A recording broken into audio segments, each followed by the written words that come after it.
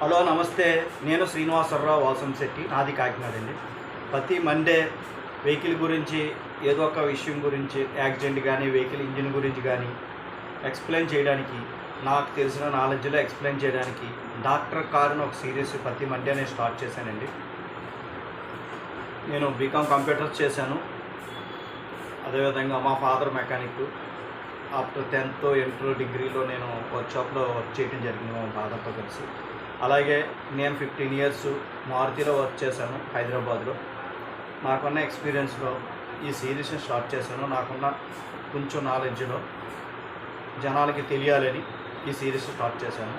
నేను ఢిల్లీలో ఉంటానండి. ఇక్కడ ఢిల్లీ వెహికల్స్ గట్రా నేను ఇప్పిస్తూ ఉంటాను. ఇక ఈరోజు టాపిక్ వచ్చేసరికి వెహికల్ యాక్సిడెంట్.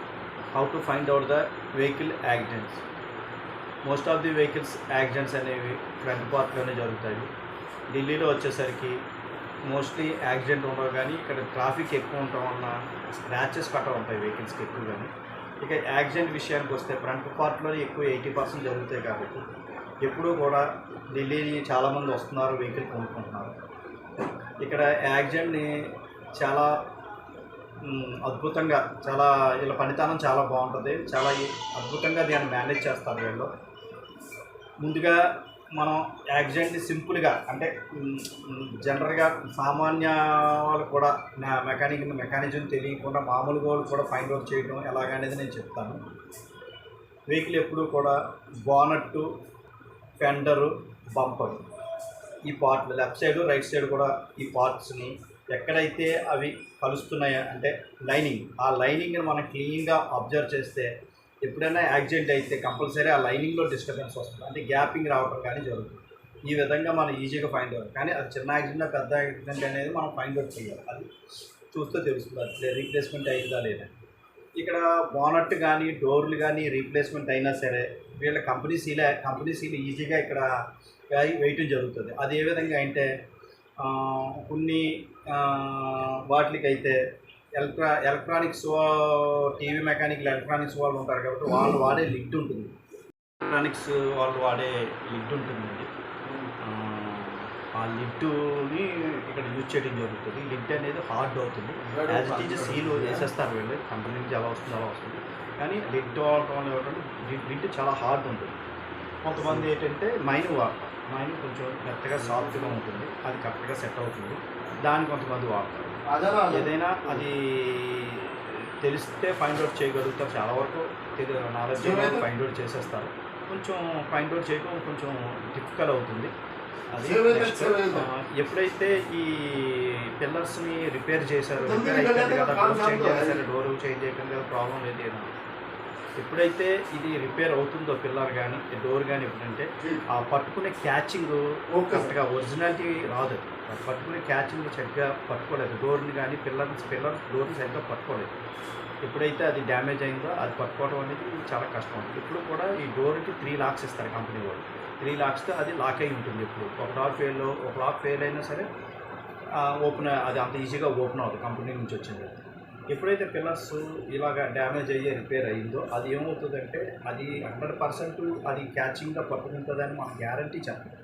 ఎప్పుడైనా అది ఓపెన్ అయిపోయే ఛాన్స్ ఉంటుంది స్పీడ్గా వెళ్తున్నప్పుడు. అందువలన వాటిని కూడా అవకాశం ఉన్నంత వరకు అవాయిడ్ చేయటం మంచిది.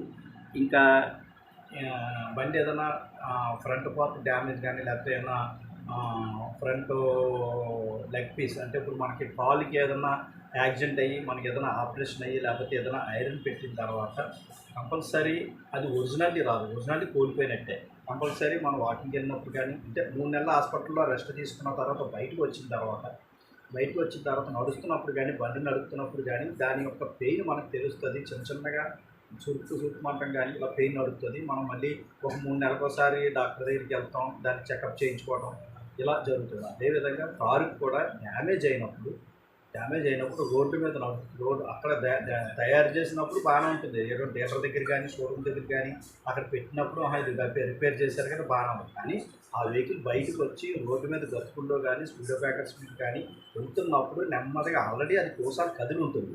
ఆ కోసాలు కదలటం వల్ల ఏమవుతుందంటే నెమ్మదిగా ఈ గతుల్లో నుంచి వెళ్ళినప్పుడు స్పీడ్ బ్రేకర్ నుంచి వెళ్ళినప్పుడు ఏమవుతుందంటే ఆ కోసాలు నెమ్మదిగా కదిలి మనకి 3 నెలలకు ఒకసారి కంపల్సరీ ఆ వెహికల్ మెకానిక్ షెడ్లో అటెండెన్స్కి వెళ్తారు కంపల్సరీ. 3 నెలలకు ఒకసారి కంపల్సరీ. అది రిపేర్ అయిపోయింది కదా అని చాలామంది అనుకుంటారు, తీసుకుంటారు. కానీ అట్లా ఉంటుంది. ఆ కోసాలు కదలటం వల్ల సస్పెన్షన్ ఎప్పటికప్పుడు 3 నెలలకు ఒకసారి 6 నెలలకు ఒకసారి పెట్టవలసింది, సంవత్సరానికి ఒకసారి పెట్టవలసిన సస్పెన్షన్ 3 నెలలకే సస్పెన్షన్ కదిలిపోవడం జరుగుతుంది. టైర్లు అరిగిపోవడం, లోపల సైడ్ అరగడం, బయట సైడ్ అరగడం, లేదా ఒక రైట్ సైడ్ టైర్ అరిగిపోవడం, లెఫ్ట్ సైడ్ టైర్ అరగకపోవడం, ఈ విధంగా చేంజెస్ జరుగుతాయి. ఈ ఒకసారి యాక్సిడెంట్ అయ్యి ఆ కోసాలు కదిలిన తర్వాత ఆ విధంగా జరుగుతూ ఉంటుంది. కానీ అది ఏమనుకుంటారంటే తగిలేసింది ఇక్కడ రిపేర్ చేశారు కదా అనుకుంటారు. చాలామంది కూడా అదే అంటారు, రిపేర్ అయిపోయింది కదా, ప్రాబ్లం ఏముంది అని.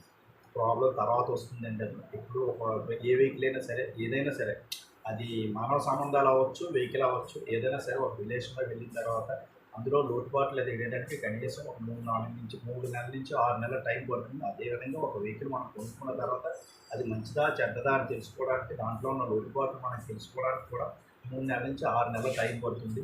ఈ టైంలో అది మనం తీసుకున్నది కరెక్ట్ డిసిషనా కాదనేది బయటకు వస్తుంది. అందుకని ఎప్పుడు ఎక్స్పర్ట్ ఎంచుకోవాలి, ఎక్స్పర్ట్ అదే చూపించుకోవాలి. ఇంజిన్ కానీ, సస్పెన్షన్ కానీ, ఏమైనా యాక్సిడెంట్ అయింది కూడా ఎక్స్పర్ట్ ఉండాలి. అది ఎక్స్పర్ట్ ఎవరు పడితే వాళ్ళకి. ఇప్పుడు మన పిల్లవాడిని మనం కాలేజీలో జాయిన్ చేయడానికి వెళ్ళినప్పుడు ఆ కాలేజ్ ఎటువంటిది, అందులో ఎవరెవరు ప్రొఫెసర్స్ ఉన్నారు అనేది మనం ఆలోచిస్తాం. అలాగే నా సిరీస్ డాక్టర్ కార్ అని సిరీస్ నేను ఎందుకు పెట్టానంటే, ఆ పేరు ఎందుకు పెట్టానంటే, ఒక పేషెంట్ ఒక ఆపరేషన్